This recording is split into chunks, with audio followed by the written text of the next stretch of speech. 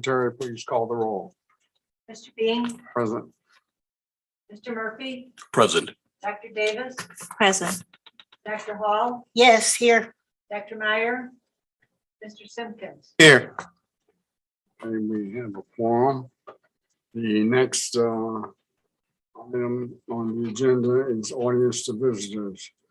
At some point in my life, I'm gonna understand how that name came to be, audience to visitors.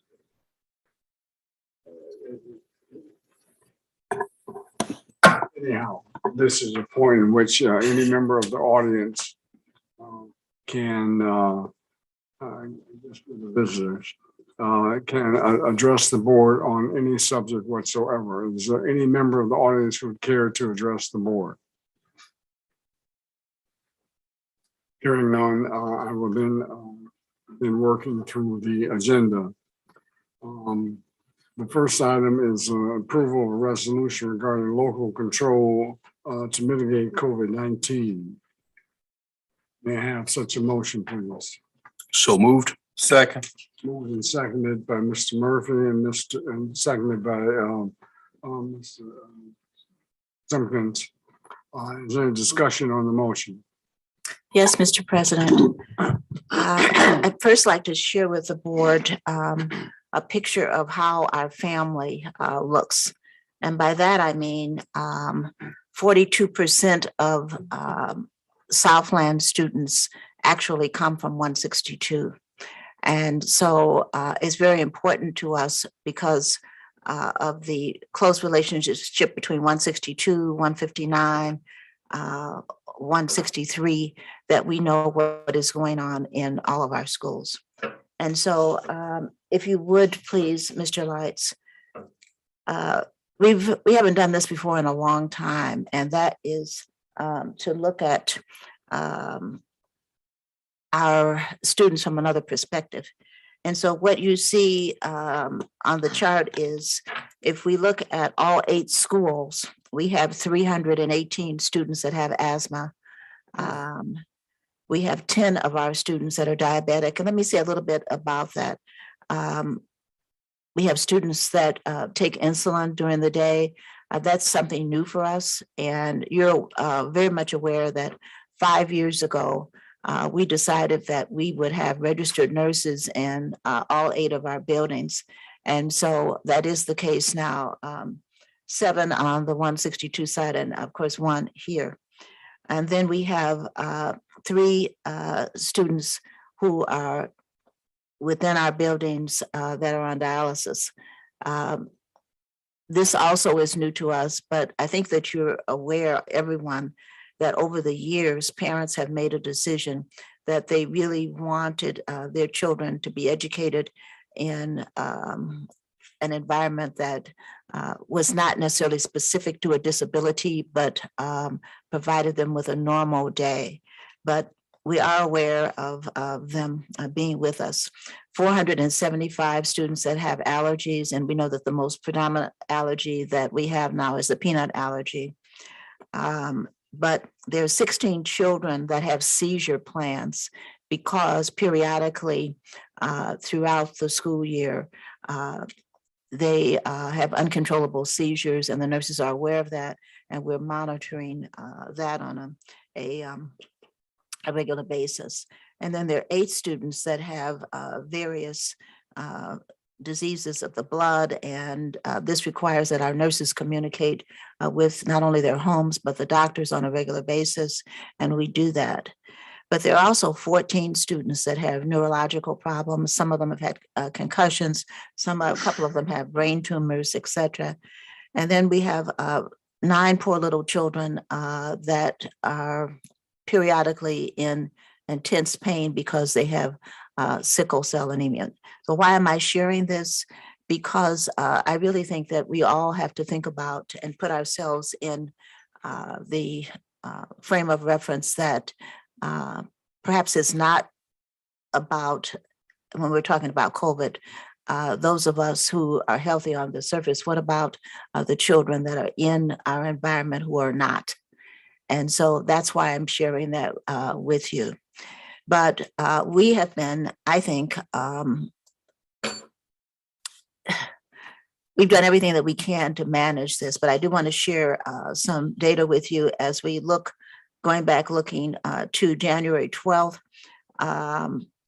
You see that our parents have been very, very cooperative with us in testing. And we actually test 3,500 people every twice a month. And so, and I know that they're cooperative because that's what they're doing. They want this information. They want us to know about it. And what we've been able to do is to screen and to operate COVID-free buses and COVID-free schools, because students that and teachers and others that test positive are not there. So we started this testing protocol on January 12th, and you see what our results were. Staff 23 positive at the time, 57 students are positive. And then we went to our next testing cycle, January 17th, with 16 staff positive, 30 students positive. The 31st, we were down to 3 staff that were positive and 7 students. February 22nd, 0 staff were positive and 1 student were positive. And we know that positivity is something that it just depends upon your exposure. And so one of the students did ask me the other day, but Dr. Davis, if we've tested negative, why do we have to keep testing? The issue is that we have to keep this out of our environment, and that's why we're testing. And I told him that we needed information. And he said, okay, I don't really understand that, but okay. So we looked at March 8th, 2 staff that were positive and 6 students. But today, if we were, because we tested last night, if we were to look specifically at this building, the high school, and I'm ever so proud of the staff, 93 students, and I think Mr. Lights has that chart, 93 adults tested, and you'll see in the beginning the positive numbers, but for the past 3 testing cycles, all adults here within this building have been negative. And but for the first time, you see on March 19th that all students also tested negative in the building. And so we are continuing this whole cycle of number 1, we're masked. Number 2, we are testing on a bi-weekly basis. We did and do have enough supplies to continue to test to the end of the semester. We're continuing to social distance. We're continuing to do all the kinds of things we've been doing before. However, we do recognize that we need to evolve. So what are we doing to evolve? If you were anywhere near any of our 8 schools, but Southland in particular today, you would have seen the students outside. We're unmasking, but going outside for gym. We're enjoying the sunshine and probably the uncharacteristic warm weather. But we're also having what I would call mask optional activities. And 2 weeks ago, we had a senior day that was mask optional. But what we did was to test the day before, and this is their picture day. So we ask our parents, please come in mask, because we're not testing parents, but all of the seniors, because we knew that they were negative, then they had the option of coming in being masked or not. They had a wonderful day. They were here. But I think it gave parents a sense of confidence. It certainly gave us a sense of confidence, but enabled them to enjoy the day. So that was a mask optional activity. This past Saturday, we were at Thornwood High School for our speech competition. And we're talking about COVID, but I do want to say congratulations to them. And I'll tell you how they did at another time. But they had a mask optional activity because they were competing. And what we said to them is, you're going to be alone in a room with the judges. You can certainly unmask. You can perform. You can do your very best. And then, because we understand that there are going to be about 500 other students that we don't know, then you can remask. And so that's a mask optional activity. So we're moving forward in coming back to not the normal, because I'm not sure what that is, but our new normal. And I'm happy, I feel confident of what we're doing in the building. I don't know how many of you went to the 227 event that we co-hosted with 227 3 or 4 weeks ago. But all the students danced masked, they played instruments masked, they sung mask. They had a wonderful time, and this doesn't bother anyone. But what we're not seeing within our environment, no one has had the flu. We're seeing very few colds, but that really is not our reason. Our reason really is this thing called COVID, and we're aware that in China and to a lesser extent in Great Britain, there is another mutation now that is arising. So we're continuing to test so that we can screen and we can find out, is it coming our way? And of course, that's what people are predicting, that as the last two did come our way, and so we're being extremely careful. So this evening, what I'm asking the board to do really is to reconfirm our process, and that is that we continue testing, that everyone within our environment tests. I think that there's a misunderstanding about the power of the board. All of us were under a directive from the governor, but prior to the directive from the governor, our board actually met in March of 2020 when COVID first became an issue, and we passed a protocol which we have been following ever since then. So we certainly were cognizant of what the governor was saying, and we were in compliance with him, but we were also in compliance with our own protocol, which had been in place, unfortunately, for the past 2 years. And so we tonight present a resolution which says that, number one, first of all, we're going to remain masked, but there will be a sunset date, that we are moving towards and evolving towards mask optional activities, which we are, that we will continue sanitation, that we will continue social distancing as much as possible. But we recognize that some things are very important to the community. And so I did want to bring that to the board's attention. What if, because we are going to have a beautiful prom this year, and of course our seniors are looking forward to going to the Odyssey Country Club. But if we test the day before, then we can have a meal that's served not in plastic covered containers. We can have a usual kind of dinner. If we test the day before, then we don't have to even conceptualize something that I cannot even wrap my head around, is how would students dance and be socially distanced, because we would know that we have a COVID-free environment so they could enjoy dancing.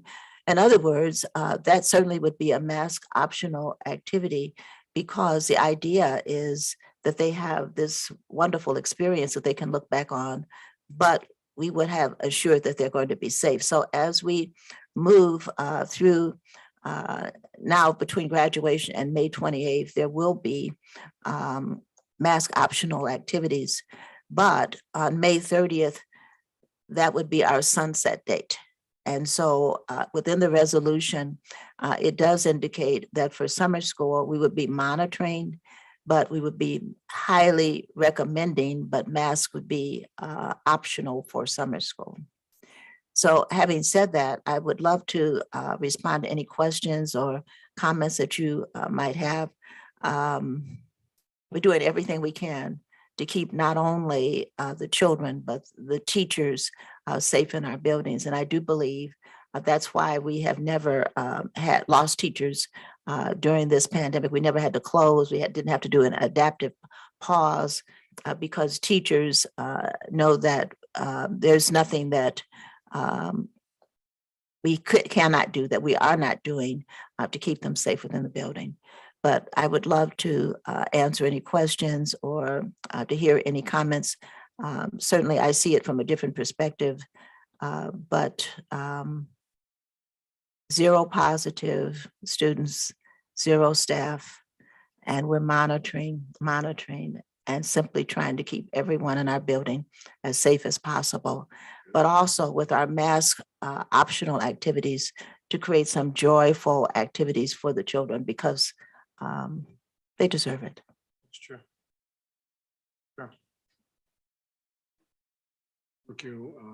Are there any questions for the superintendent?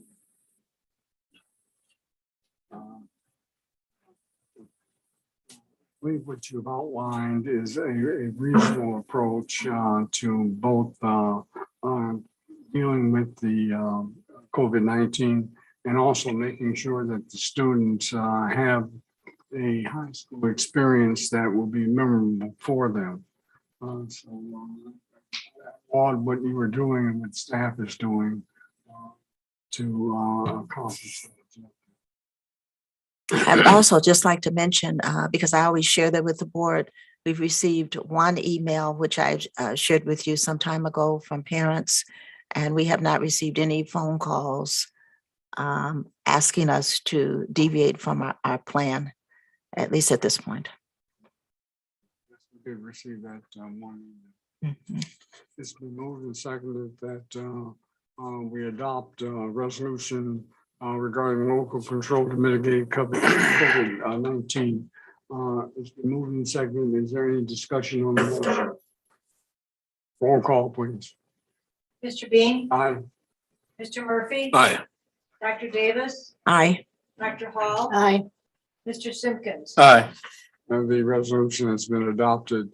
The next item on the agenda is a report regarding the use of grant funds received pursuant to the American Rescue Plan and referred to as ESSER.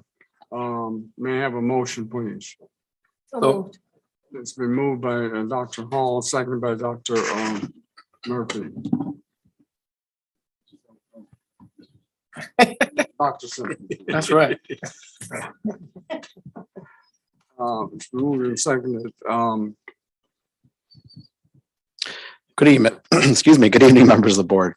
As Mr. Bean mentioned, this is a plan for the use of the American Rescue Plan funds. So Southland is the recipient of $955,397 for the American Rescue Plan ESSER funding. So this is the third of the three stimulus programs that the federal government put out over the course of a couple of years related to the pandemic. And so this particular one is the largest of the three, and it has some different requirements, or additional requirements, I should say, from the first two, in that there must be a plan that is approved by the board. It is published on the district's website as to how these funds are going to be used. You must have some input as to how those funds are going to be used and solicit feedback from stakeholders within, in this case, the staff, students, and stakeholders here at Southland. So in tab 3 of your booklet is the very detailed plan that will go on Southland's website should you approve the plan this evening.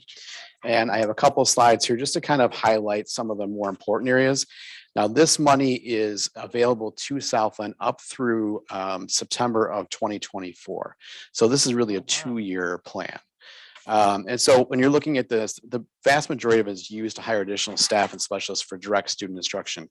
Under the ARP ESSER funds, you're required to utilize a certain percentage for students who have fallen behind due to the pandemic.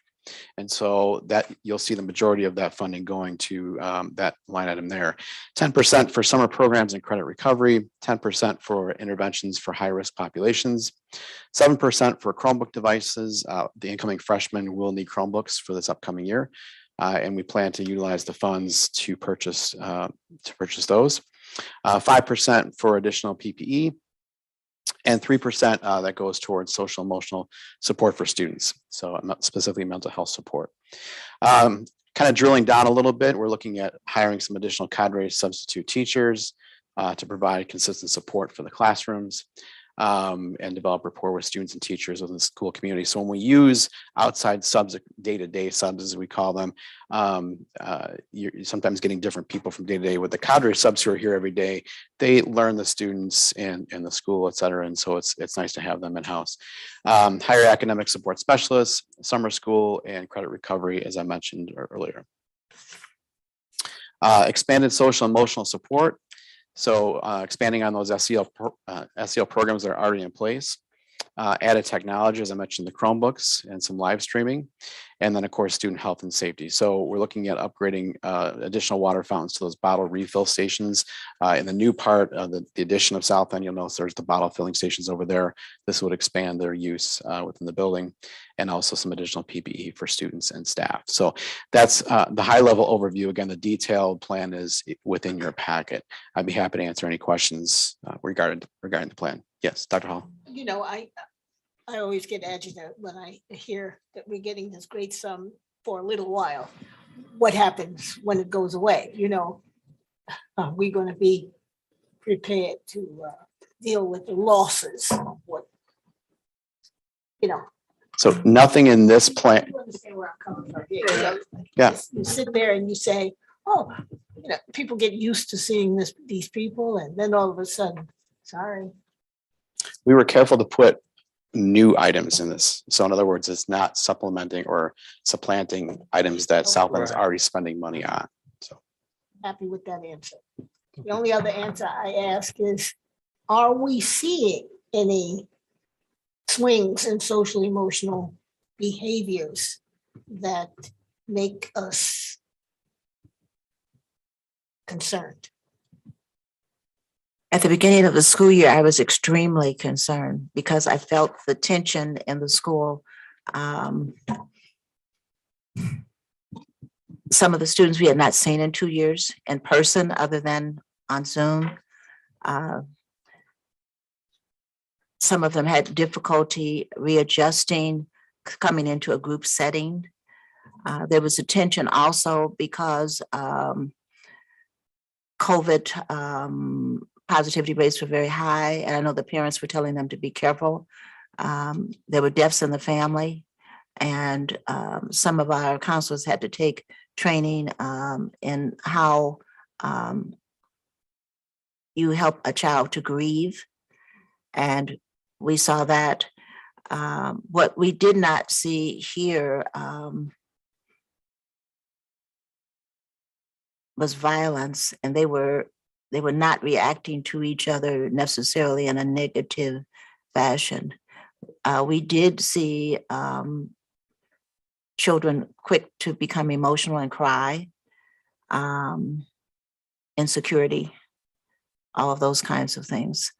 I think we were fortunate that we have a full-time social worker, 2 guidance counselors, but I do see a need going forward that if not a full-time psychologist, and we need at least to purchase the services of a psychologist that's here on a scheduled basis. And I think that psychologist should be a male presence. And so I see that. But what I also see, and I think I felt it most when we came back from the Christmas holidays, because one of the questions that students had on a daily basis was, are we going to go back out? Are we going to go home again? And this permeated their being, and I felt, and they were worried about it because they really wanted to experience high school as they hoped it would be, not not what they returned to. But after the Christmas holidays, I felt that they began to settle in. We tried to make that as joyful as possible. They enjoy socializing with each other. They're teenagers. But now there's not as much tension in there. But that does not mean because there's still illness in the community, and their response to it sometimes is extremely emotional. So I do think a social emotional component is something that we're going to have to put additional resources into. But the climate in the building is very different than when we first came back to school. And actually, I was worried. Very few of the freshmen had we ever met. And the sophomores came back as juniors. And normally, there would have been this maturation process. It's just my opinion also that because the students were isolated in a sense, at least in terms of the overall social network, that I'm not sure that they matured at the same rate. And so we saw a lot of immature behavior. But I think that they handled it well, but we still do need as much help as we can get to handle what I see are children who are still feeling some kind of inadequacy, some kind of an insecurity because it's there. But we never saw anger in the building, and I'm happy about that. That wasn't how they were just quiet, if that makes sense. Yes, it does.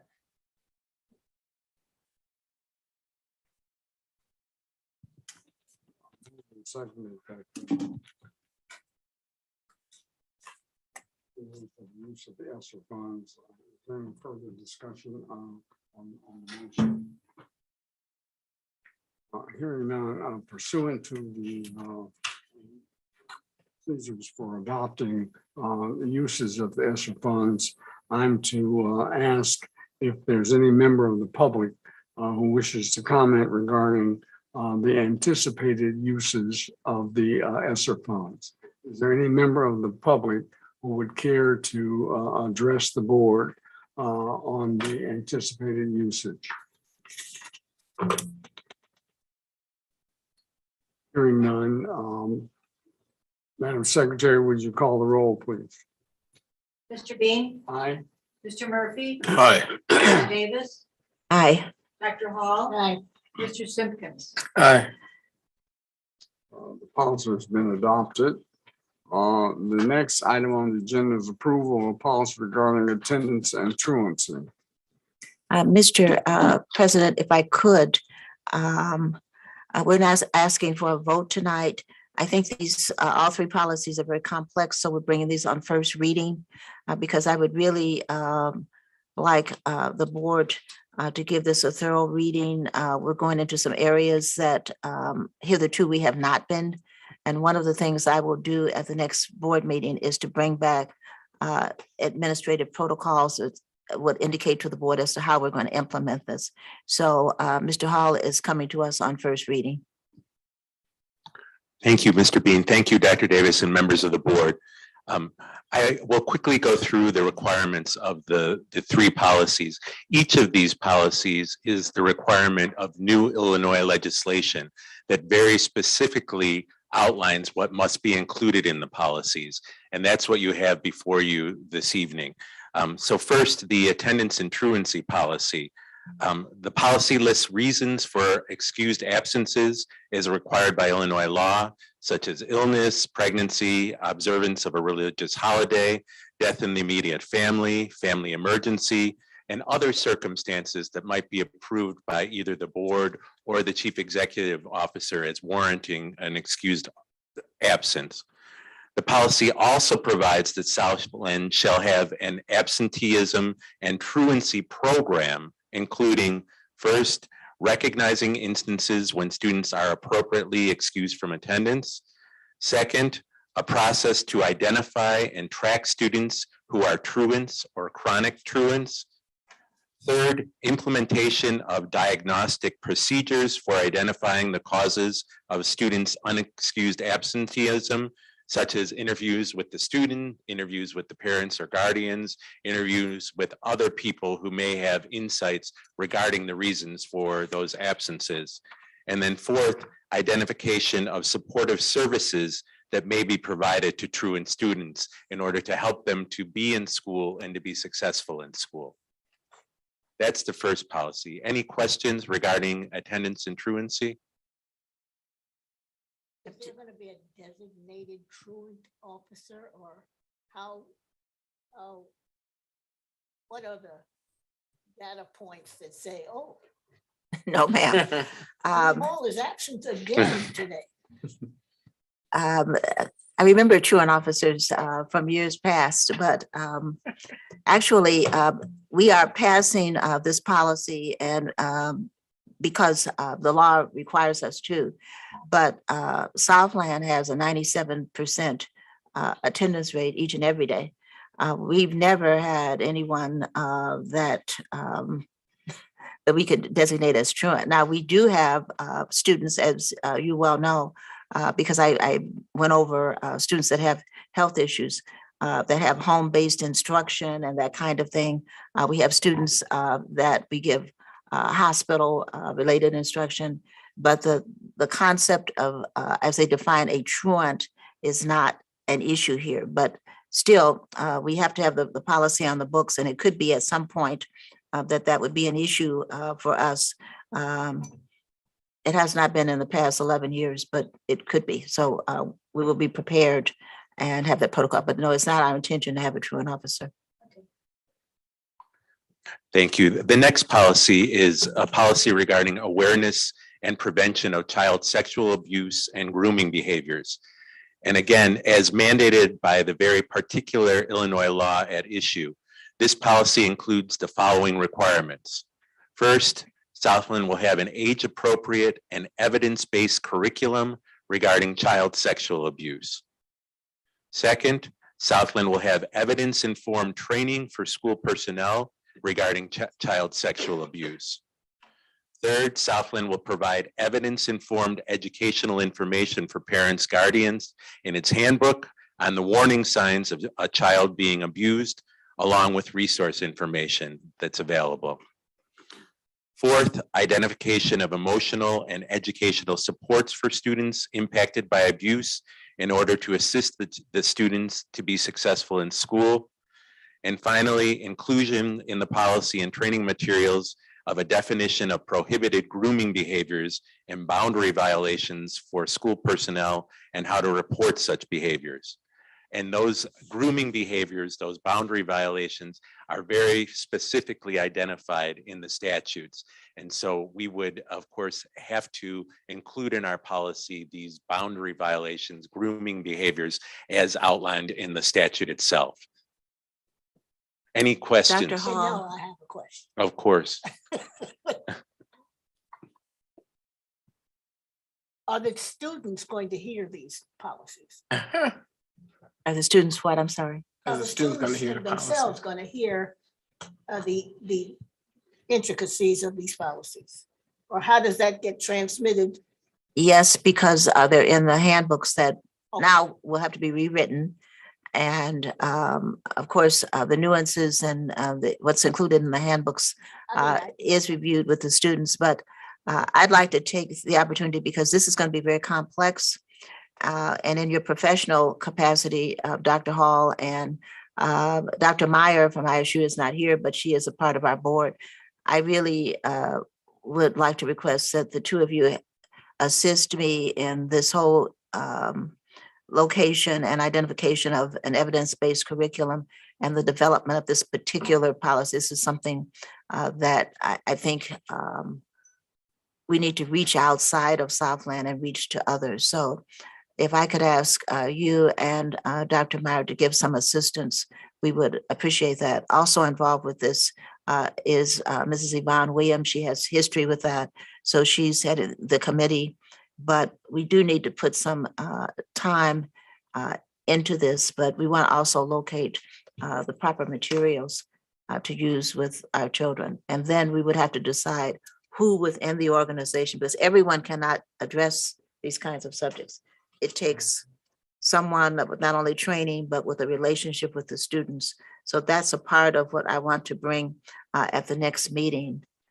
Who are the individuals that we have identified that will address these kinds of subjects with the children? Because it's an entirely different, it's a lot more specific than we have ever been, particularly if you're talking about warning signs, grooming behavior, all the nuances of this.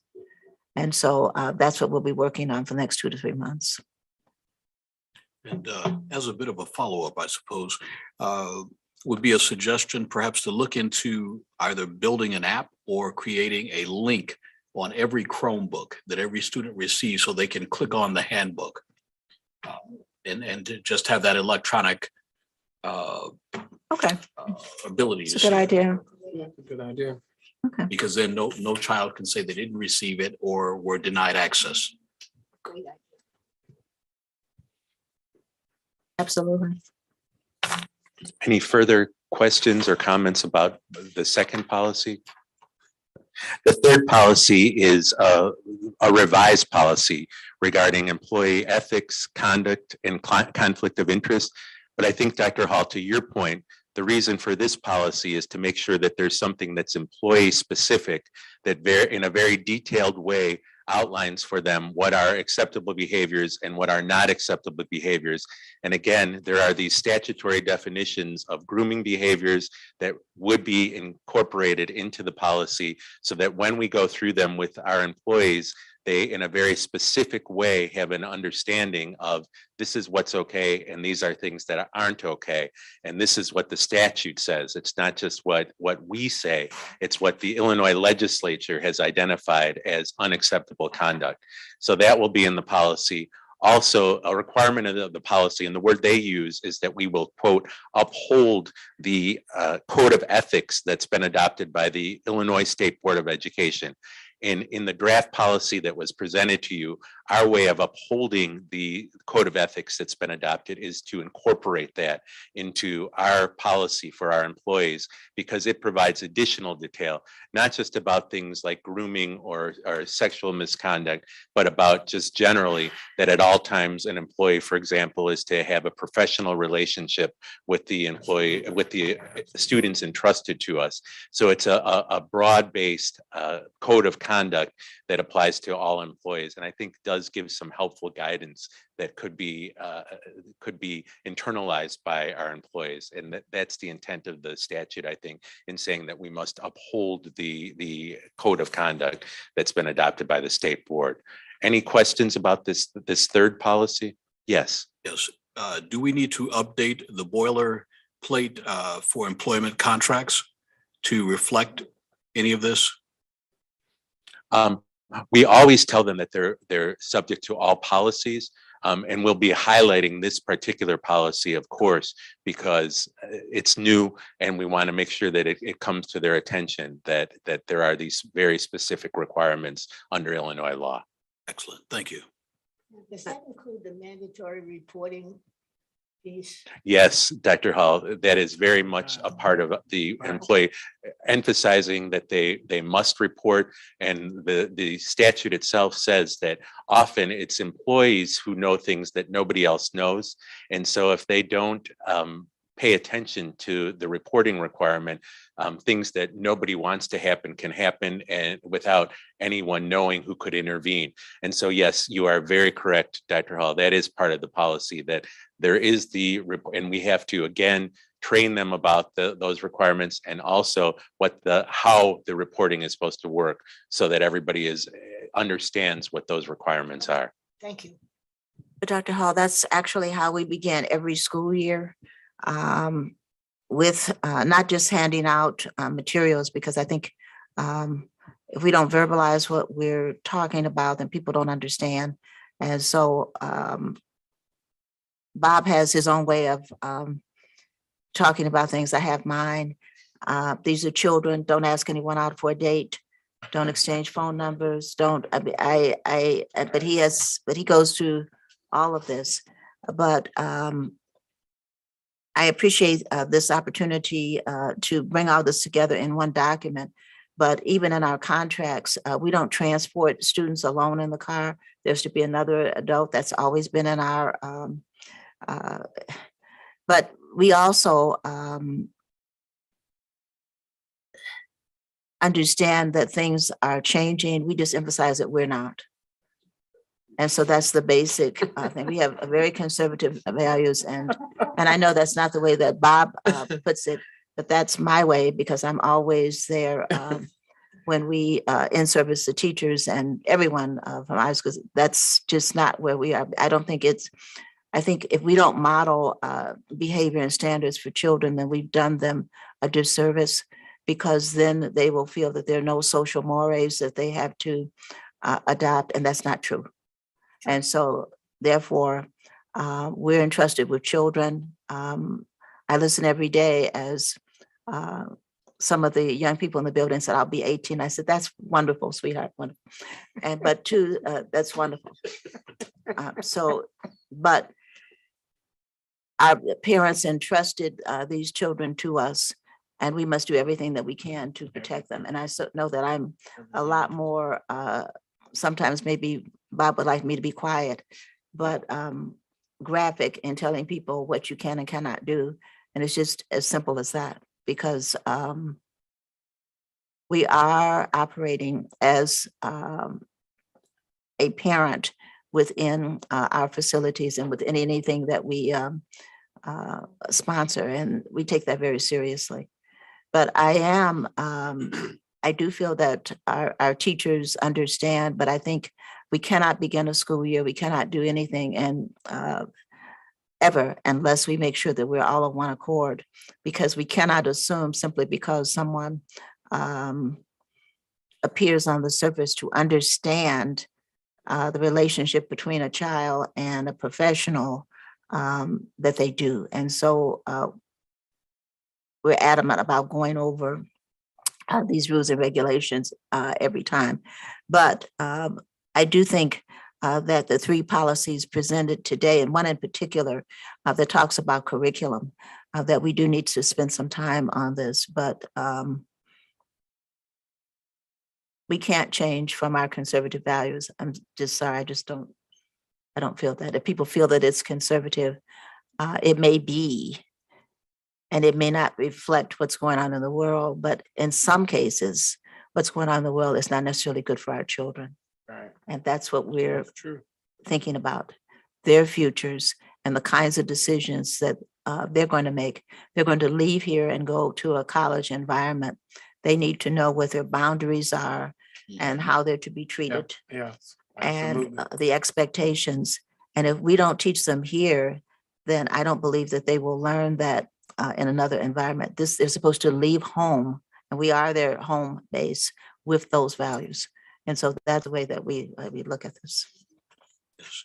And also considering the potential for legal liability on this issue, perhaps we could consider having anonymous pop quizzes, if you will, at some of these teachers' institutes, whereby a question could be asked, or Bob, you probably are familiar with, I forget what they're called at this moment. Hypothetical? Hypotheticals, yes, whereby the teachers present could anonymously respond in writing and then pass those forward, so that those questions could be, whoever is determining what is of greater value would read those questions and then put it out there for everyone to be able to respond or raise their hands or whatever we want to do in terms of that, but just so that it's always on their radar.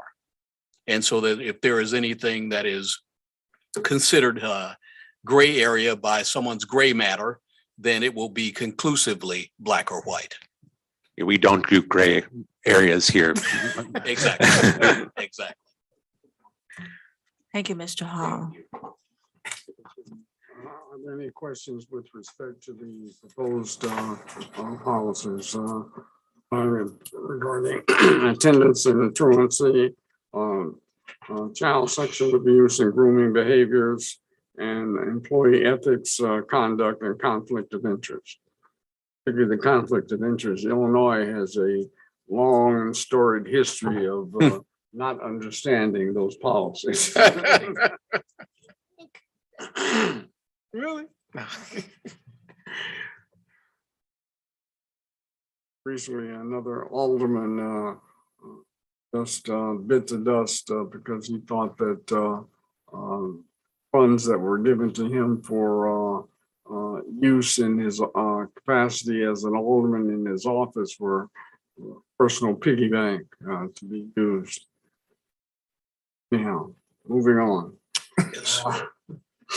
The next item on the agenda is approval of an agreement with Madison School District 162 to provide food service for Southland students during the 2022-2023 school year. So moved. Second. Moved and seconded. Good evening, again, board. Since Southland's inception, it has been partnering with District 162 for the purchase of meals for student breakfast and student lunches. And District 162 at its meeting last week approved the contract extension with Preferred Meal Systems. That was a 6% extension. It's based on the Consumer Price Index for food away from home, one of the CPI categories that's measured each year. And so that's where that 6% number comes from. So before you tonight is the approval to continue that agreement with District 162 to purchase lunches at the same price. There's no profit in there for District 162 whatsoever. It's just whatever they purchase the price at is being sold to Southland for that same amount. In your packet, included in your packet is the prices for both meals, including milk, for both breakfast and for lunch. Dr. Davis, what is the usage? I read all the time about the amount of waste where students are throwing the food away and so forth. What's the usage of students? I would say prior to COVID, I think that 40 to 50% of the food we were serving was thrown away by the students. I don't know what's going on in the homes, but students now are not only eating their lunch, sometimes they're asking for additional food. So there's been a shift. I don't read anything into the shift, but there has been a shift. And we continue, and I think Mr. Engler discussed this some time ago, that we're continuing to distribute food to the community out of all of our schools. And so that's something that just become normal. And we see some of the same families come and pick up food on a daily basis. And if we dismiss early, then students are offered lunches to take home, and they do. Good. I would begin it. I would hope that there would be the usage of this capacity and that we make it available to not only to the students, but members of the community, so that there isn't this Excellent. It's been moved and seconded that we approve the contract with School District 162 to provide food for Southland for the student for the school year 2022-2023. Is there any further discussion on the motion? Roll call, please. Mr. Bean, Aye. Mr. Murphy, Aye. Dr. Davis, Aye. Dr. Hall, Aye. Mr. Simpkins. Aye. The contract has been adopted. The next item on the agenda is a approval of a rejection of all bids received for the video room renovation at Southland College Prep Charter High School. May I have a motion, please, to approve the rejection of all the bids received? So moved. Seconded. Moved and seconded. Is there any discussion on the motion? I don't Bids were too high. We'll go back out again and Oh, get I a was better getting ready to price. say, I didn't understand. Well, Mhm. I had to pause on that too, but I got it. thank you. Seems can that do better. everyone is essentially touting additional COVID expenses and supply chain It's crazy. issues to boost prices on Sure, practically prices. everything. Yes, Gouging. They're gouging. yes. No. Roll call, please. Mr. Bean, Aye. Mr. Murphy, Aye. Dr. Davis, Aye. Dr. Hall, Aye. Mr. Simpkins. Aye. The next item is item 8. And item 8 consists of a series of personnel matters described on the agenda as item 8A, B, C, D, E, F, G, H, I, J, K, L, M, and N. Can I have a motion, please, to approve the personnel items that are identified on the agenda as item 8A through 8N? So moved.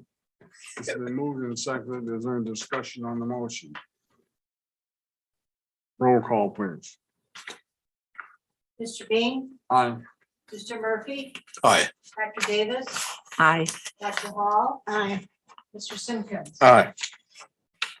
The personnel matters have been approved. The next item is item 9, is approval of the minutes of the prior directors board meeting on January 24, 2022. Those minutes have been circulated prior to the board meeting.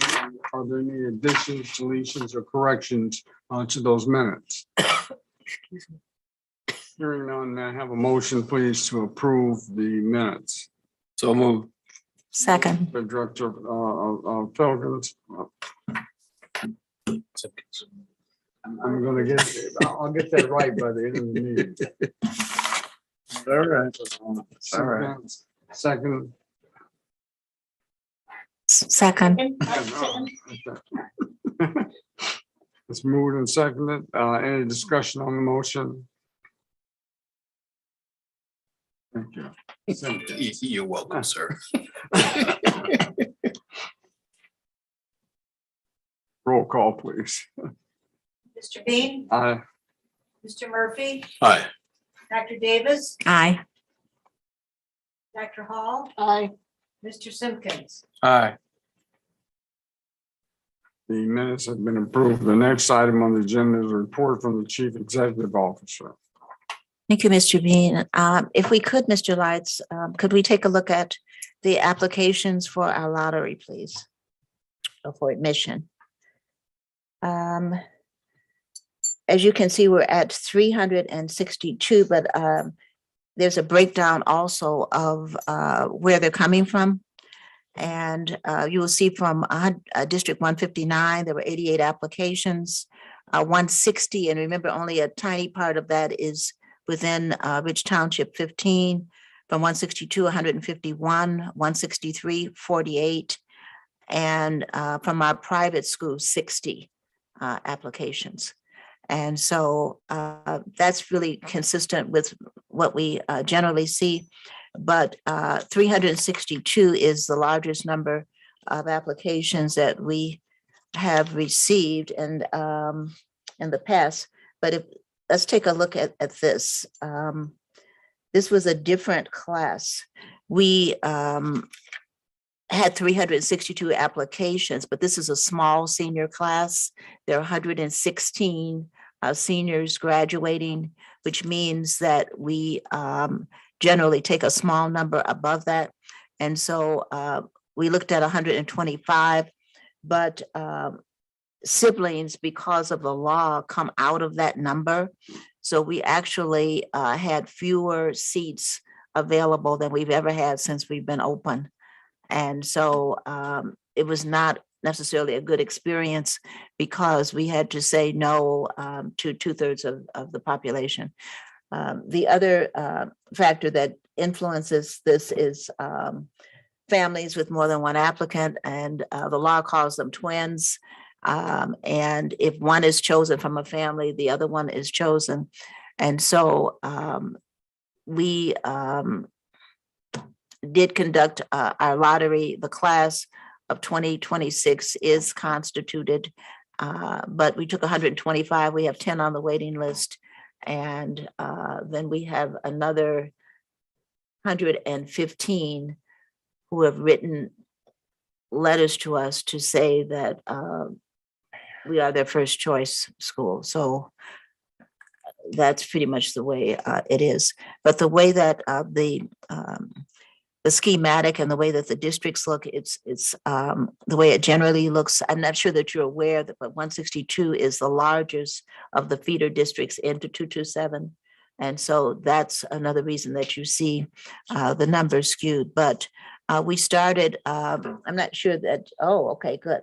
We started in 2011 with 147 children who probably did not want to be here. They didn't, because they didn't know what a Southland was.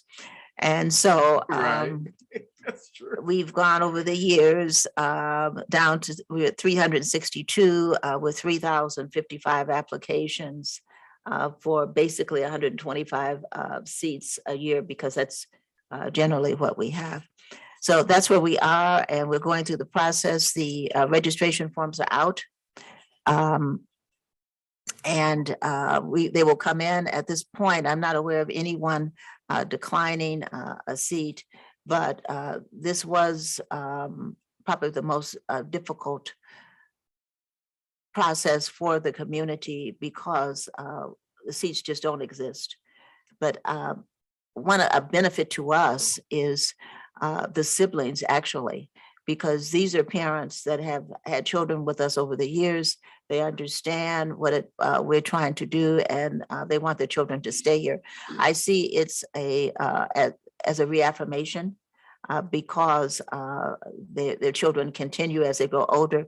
However, it does take away from the actual seats that we would have to give to someone that does not have anyone in the building. And so that's where we are. Any questions about the lottery? Mr. B? Question. Any questions about the lottery from board members? Just one question, Dr. Davis. I don't know what the climate is for us right now. Have we ever considered if we could expand, what that might look like, if we could add a few more? Well, and we would have to need more classrooms. We can't accommodate more than 600 students in this building. We just don't have the space. Because remember, this was Prudential Life, and we turned it into what I think is a beautiful school. Right. But we would need more land. And so it would have to be the will of the board that we were going to continue to build. We own the land, we just don't have the building. So that's my only comment on that. Yeah, it appears that we're landlocked on pretty much all sides, and we would need to actually expand southward into the parking lot if we were to do anything like that, which I would imagine would be a very expensive venture. We can go that way. No comment. I think that there is land available. This land. I think there's land available. Yeah. Yes, sir. A problem, and it's been a problem the entire school year, and that's transportation. I believe perhaps one school day this year, our bus company, which is Kickard, and we've been with Kickard for 25 years or more, that the buses have all arrived here at Southland at 3:30, which is our dismissal time. It takes us 30 to 45 minutes every day to dismiss, simply because of the fact that there's a shortage of bus drivers.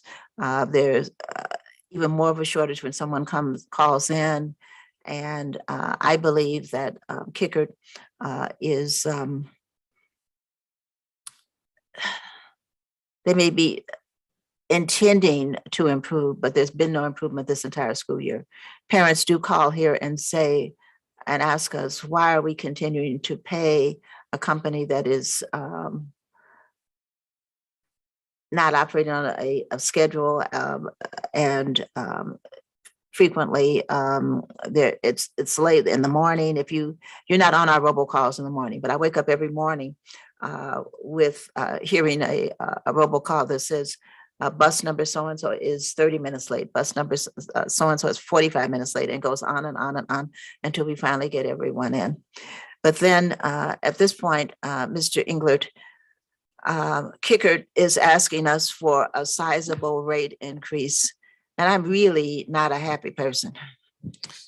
Yes, so ordinarily in March, I usually bring a renewal contract to the board for approval. And you'll see that's not on the agenda this evening. They did present a renewal proposal to Southland, which is a 23% increase. That increase, 23%. so that increase is based on, Dr. Hall and I were having a discussion about fuel prices prior to the meeting. What they're citing in that increase is fuel, of course, wages, that they've increased wages up to $20 an hour from, I think, 15 2 years ago, increases in workman's compensation insurance, and increases of acquisition for vehicles. I understand all of that in the economics, and we see that, of course, from day to day, but we can't escape the issues that Dr. Davis has already mentioned, which is the fact that they're asking for a 23% increase with bad service. So what is the incentive for Southland to renew and not roll the dice and go out and seek proposals from another company? They could come in higher for sure. But, you know, is there really an incentive not to do that at this point? And that's kind of where we are. And so just to give you some, you know, an idea, Southland spends about $580,000 annually on transportation. So, you know, it's about $130,000 increase over what is currently being paid. So, so we wanted to bring that discussion to you this evening because there is a renewal on the table. This is not a vote necessarily, but there is a renewal that's been presented to us, and it is our recommendation that for at least Southland and its 9 routes, that perhaps it may be best to go out and get proposals to see what else is out there. I sit on another school board, wrestling with the same issue. And discussion this week with 13 of the superintendents from the member districts. They're all having the same problem. And recommendation at speed is to go out for bids. But recognize that possibly because of the total environment, we would probably not receive any bids, and to be prepared to renew for an additional year on the existing contract. So that's very possible. The advantage Southland has is it's 9 routes AM and 9 routes PM. So speed, which is a much larger contract and very specialized, of course, because of special education and you need lift buses and those sorts of things. It would be, I think, more difficult for them to get bidders, where Southland, where it's relatively small in terms of, you know, transportation contracts go.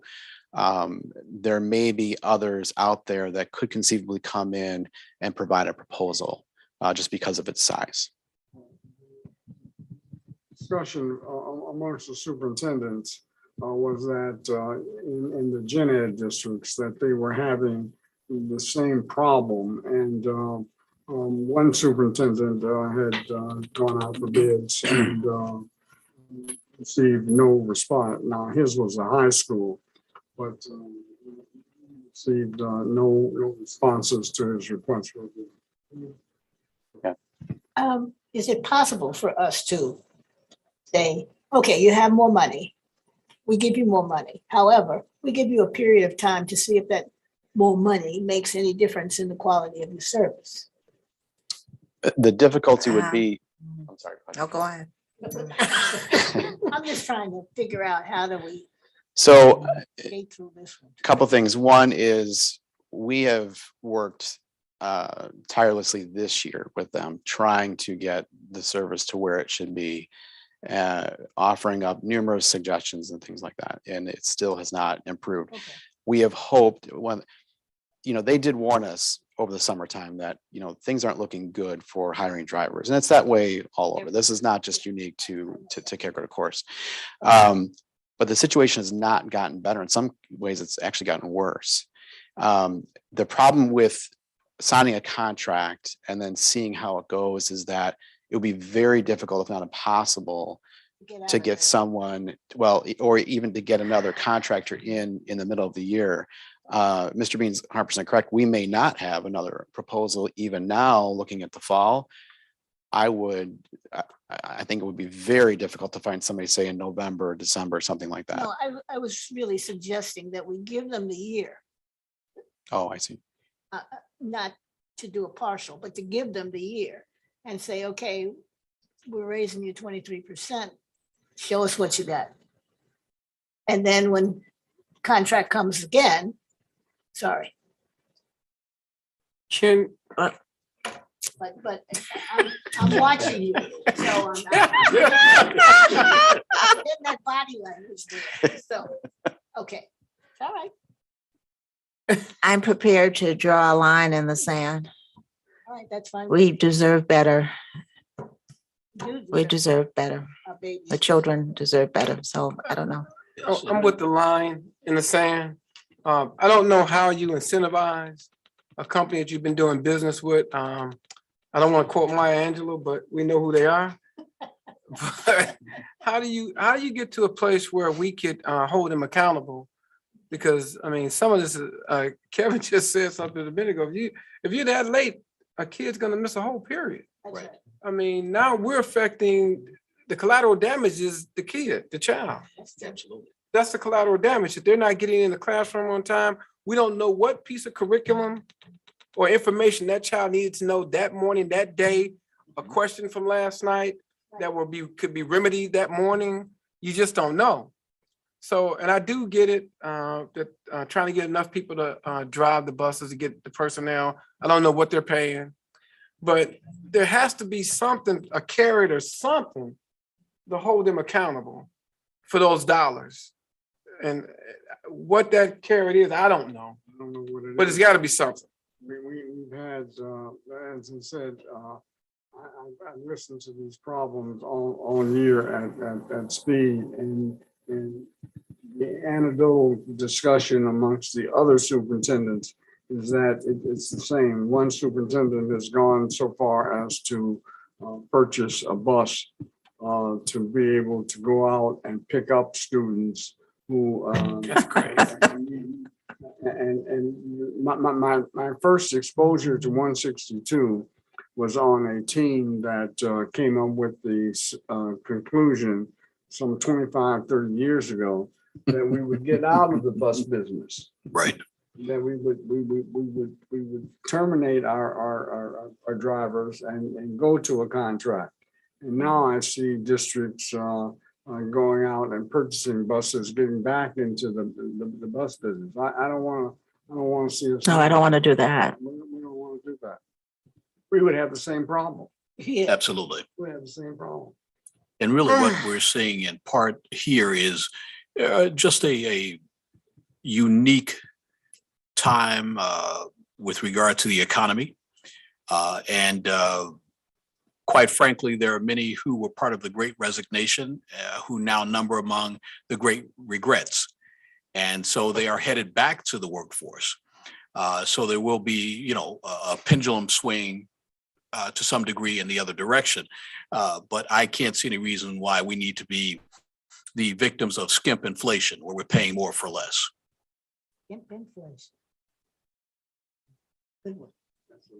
So is it our resolve that we go to bid? Yes. Absolutely, absolutely, absolutely. Thank you, Mr. English. Thank you. It is our resolve. On my, Unreserved thank you, resolve. thank you. We've always made bold decisions.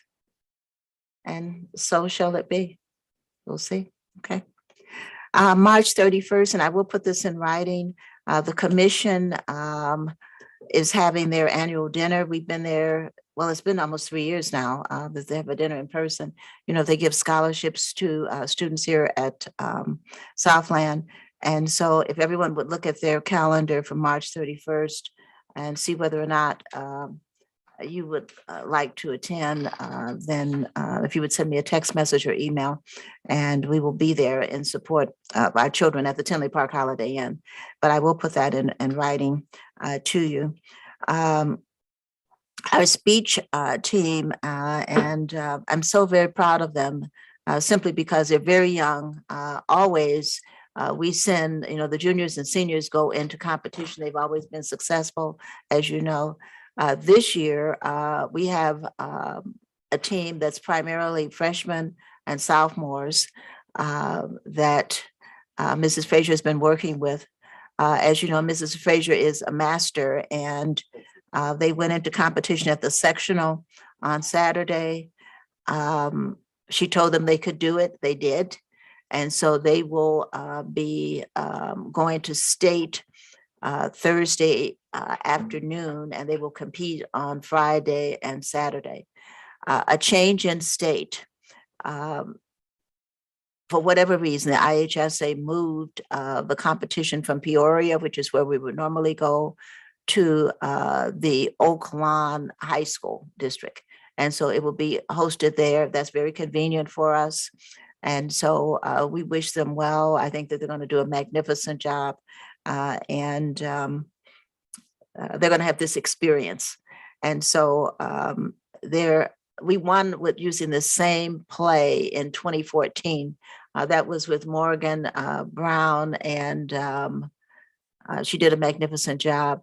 Now I hear the innocence in their tone because they're much younger, but they're resolved and they're well taught. And so we wish them well as they go for competition. On Friday, we're going to have the Best in the Southland basketball tournament. The Best in the Southland. And so you know that we were careful this year and we did not complete our basketball season. However, that doesn't mean that we weren't still playing basketball. Everyone is still playing. And so on Friday at 3:30, the girls will play, and with two teams. We have probably bigger trophies than they have at the state. So that would be a good thing. We will honor our seniors, and then the boys will play at an evening game, the best in the Southland. But because we are Southland, all of our cheerleaders, the marching band will perform. Everyone will be there and they will have a wonderful time. But it's another evolution where we're comfortable bringing them together because we do know what we have, which is a COVID-free building. So we're looking forward to that. May 28th, I hope this is on everyone's calendar. I will certainly remind you, but we are at the Harris Theater for our graduation at 4 p.m.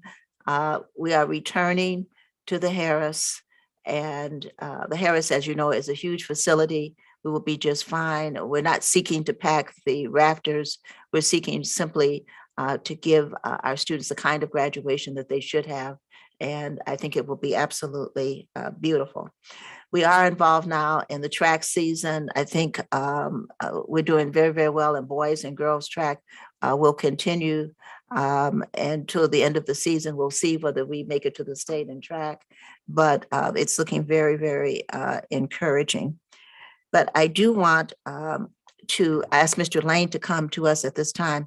As you know, the way that we define ourselves and the most important thing that we do is how our children are progressing academically, whether or not they're aggressively seeking opportunities at the college level, application process and all of that. So Mr. Lane, if you, would you at this point, give us a presentation on that?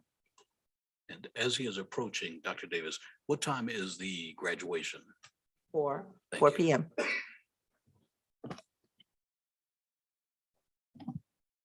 All right. Good evening, members of the board. Great to see everyone in person again. Just another sign of things moving in a great direction.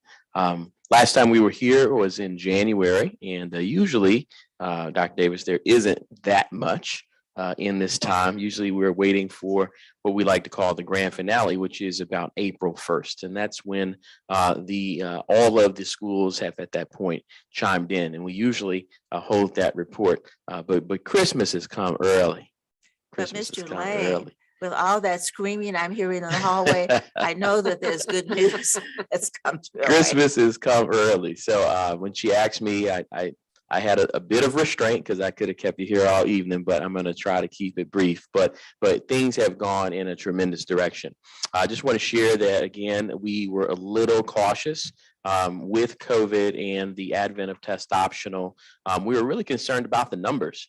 As you know, most universities and colleges are seeing an uptick in applications. One, just because of natural progression, but also because the advent of test optional is opening up pathways for students, and rightfully so. There are many students that do not have test scores that reflect their true innate abilities and capacity. So we're really encouraged by it, but we're also a little concerned with the numbers going up. What would that mean for our students? In January, just to give you a quick recap, we were at 90% accepted to four-year universities. We had 6 College Board recognized scholars, 4 Illinois State scholars, 1 Inks Senior of the Year. We had over 2,500 applications logged and over 1,000 college acceptances. We were at 15 million with we thought a lot more money to come. And we already had 3 Questbridge winners who, through the advent of early decision, had accepted, full ride 4-year scholarship opportunities at Brown, the University of Chicago, and Scripps.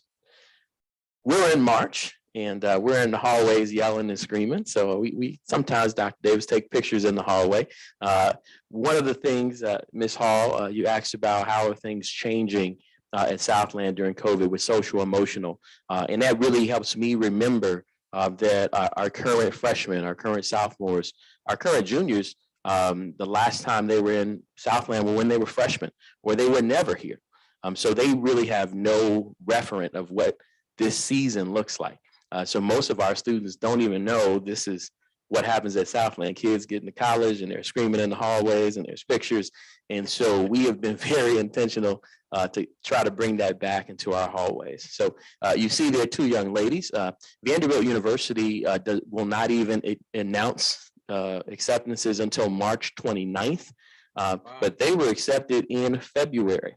Okay, both of these young ladies, Lauren Russell, who is that Inks scholar, the state scholar of the year, both of them were admitted early with hopes that maybe they could snag these 2. So they actually received early acceptances, non-binding, 2 months early. So we definitely want to cheer about that in the hallways. So Vanderbilt University, we are at 99% of our students to be admitted. The one young lady who hasn't, we've been in a year-long struggle discussing the gap year. So the gap year conversation has come up, and we had one very resistant young lady who was insistent of taking a gap year. But fortunately, cooler heads have come to mind, and she is now in the application pool. That's been a 6-month fight. I won't say her name for the matter of the record, but we're at 99%. She will certainly be accepted. So she is a strong student. She really, between Southland and COVID, was really just tired. And we can respect that, but we don't want a gap year. We don't do gap years here. We are at 30 million in scholarship dollars, and we anticipate that number to really rock it up. There have been so many acceptances. Students really haven't been able to catch up. So we're just going to play accounting for the next 2 months. And we're adding 2 early decisions. Haley Lee received a full ride scholarship through early decision to the University of Chicago. So we will have not 1, but 2 first-year students at UC. And Ariel Clayton received a very generous early decision acceptance to the Johns Hopkins University. And the cost to her family is not a full ride, but she will have to spend $600 a year. Okay. And tuition is $80,000. So she did okay. It technically isn't a full ride, but we wanted to let you know that at $600, about $50 a month for Johns Hopkins is pretty good. Another tradition has returned with COVID kind of loosening its grip. We were able to return to a very famous tradition. We have Decision Day, which is right here in the boardroom. And for all students who apply to the state's flagship, we invite all of the students who apply, and we challenge them to come and check their statuses together because University of Illinois actually releases all national decisions at one time.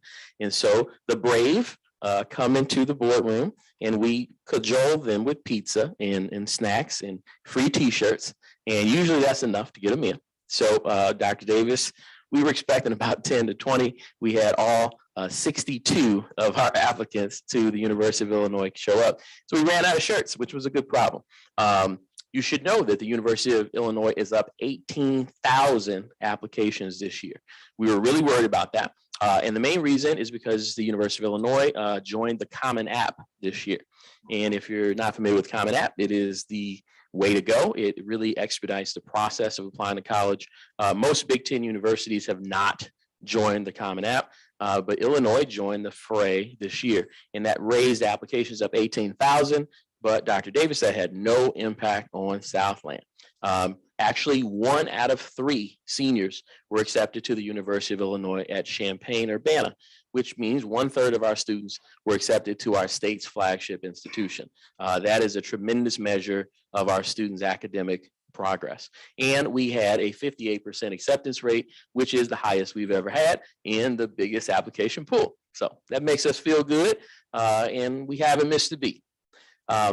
Continued on, we mentioned Cal Poly in January, and we noted that the president of Cal Poly was interested in extending a full ride opportunity to an out-of-state student at Southland.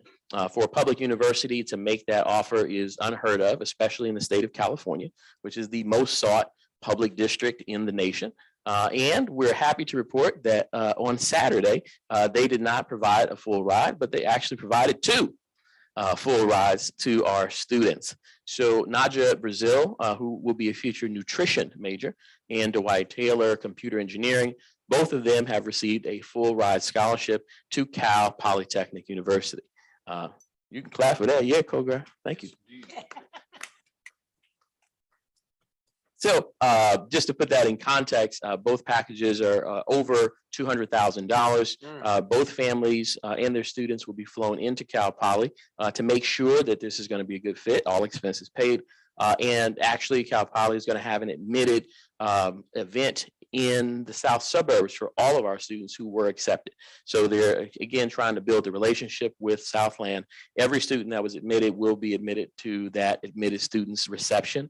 But these two students and their families will be flown into San Luis Obispo to check out Cal Poly. It is non-binding, but I'm pretty sure Miss Brazil is going. She's pretty much selling all of her winter clothes. All right, next. Elite acceptances. Mr. Hall, I had to put this young lady on the screen just for you. We have, for the first time in years, we have not one, but two students accepted to the University of Notre Dame, both of them with full scholarship offers. So Lauren Russell is looking at a full ride opportunity at our alma mater, the University of Notre Dame. And among other schools in the last 7 days, Johns Hopkins, we actually had a second student accepted. UCLA, we have a young lady accepted, and for the record, UCLA just set an American record at 149,000 applications to that single campus. So to UCLA only 150,000 applications. 91,000 were in state. So for our student to be admitted to UCLA this year is a very, very, very, very hard task because it was very competitive, the most competitive and largest application pool in American history. Carleton College, the #6 liberal arts college in America. Pomona, the #3 liberal arts college. We had 2 students accepted to Pomona in California.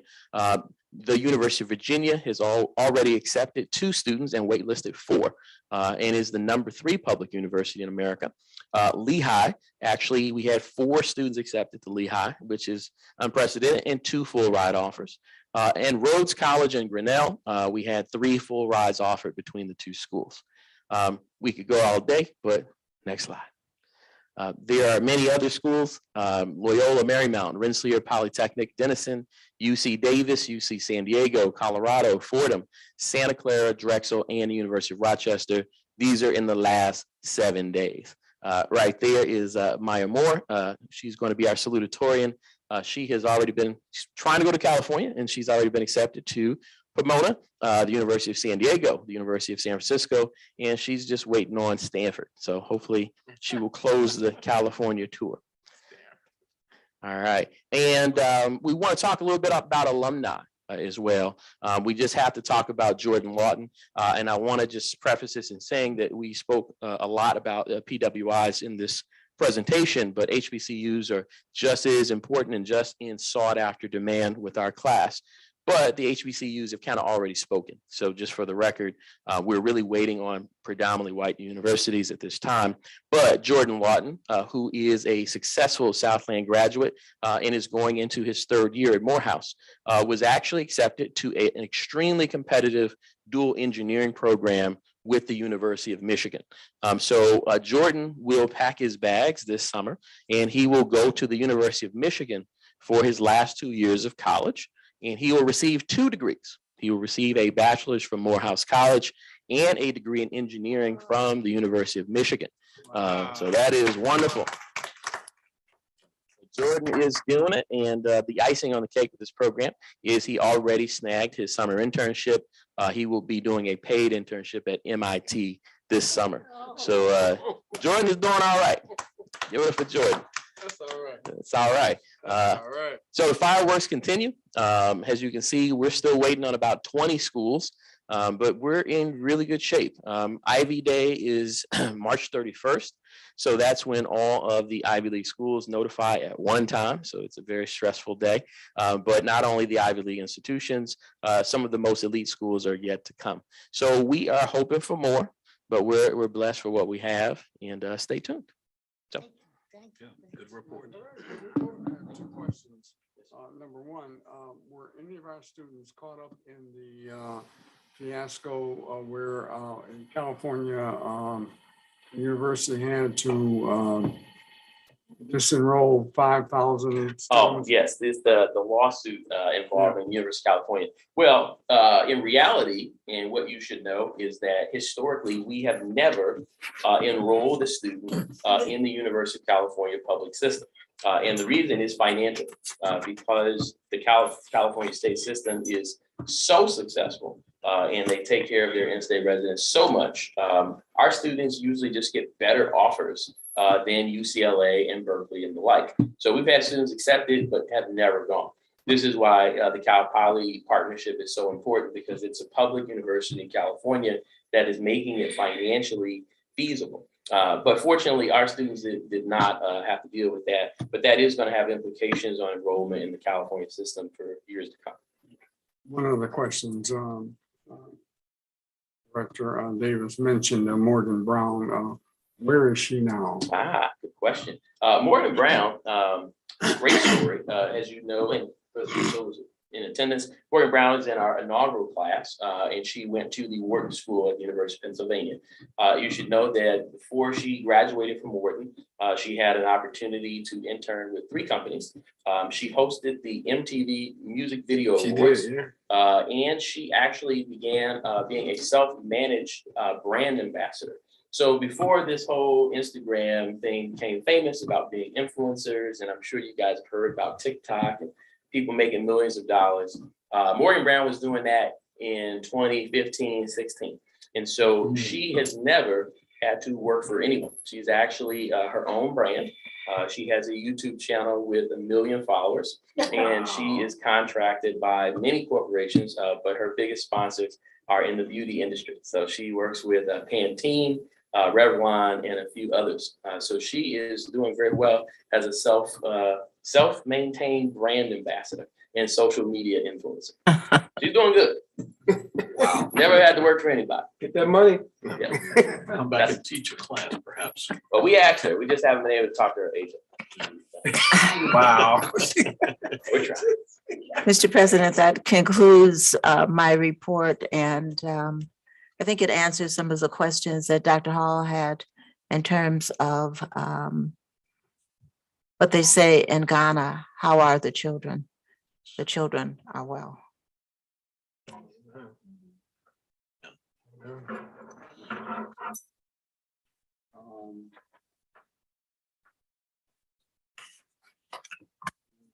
Item on the agenda. The board will go into executive session, consider pending, probable, imminent litigation, information regarding the student discipline case, the appointment, employment, compensation, discipline, performance, or dismissal of specific employees or public officials, or deliberations considering salary schedules for one or more classes of employees, or the sale or purchase of securities, investments, or investment contracts. So moved. Thank you. President Reed. Give you some breathing room I there. was just looking at, do I have to do all that?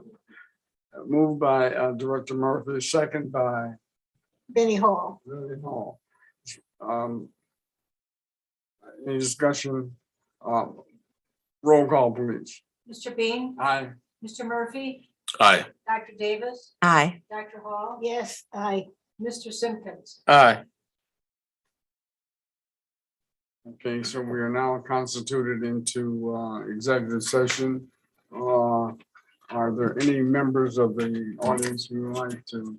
Mr. President, I'd like to ask that our CFO, Mr. Inglet, remain with us.